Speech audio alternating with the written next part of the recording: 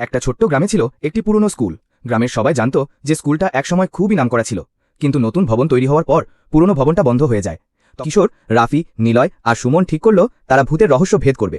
রাফি বলল, ভূত যদি বই পড়ে তাহলে সে হয়তো পরীক্ষার জন্য পড়াশোনা করছে। সবাই হেসে উঠল, কিন্তু কৌতূহল হলো।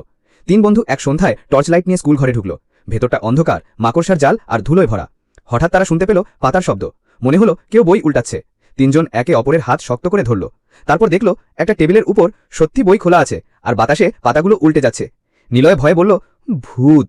কিন্তু রাফি ঠান্ডা মাথায় টর্চ ফেলল বইয়ের দিকে। ঠিক তখনই পেছন থেকে একটা কণ্ঠ ভেসে এলো, কেন ভয় পাচ্ছ? আমি এই স্কুলের মাস্টার মশাই। তিনজন ঘুরে দাঁড়ালো। এক লম্বা সাদা দাড়িওয়ালা মানুষ দাঁড়িয়ে, দেখতে বেশ অদ্ভুত লাগছিল। সুমন ভয়ে জিজ্ঞেস করল, আপনি কি ভূত? লোকটা হেসে বলল, না রে, আমি ভূত নই। আমি ছিলাম এই স্কুলের শিক্ষক। সবাই ভাবছে আমি মারা গেছি, কিন্তু আসলে আমি একাই এখানে থাকি। রাতে বসে পুরনো বই পড়ি। তিন কিশোর অবাক হয়ে শুনল। আসলে লোকটা গ্রামের মানুষের কাছে ভুল বোঝাবুঝির শিকার হয়েছিল। মাস্টারমশাই তাদের বললেন, ভয় পেয়ে পালালে কিছু শেখা যায় না। পড়াশোনার মতো অমূল্য জিনিসকে কেউ যদি ভূত ভেবে ভয় পায়, সেটা দুঃখজনক।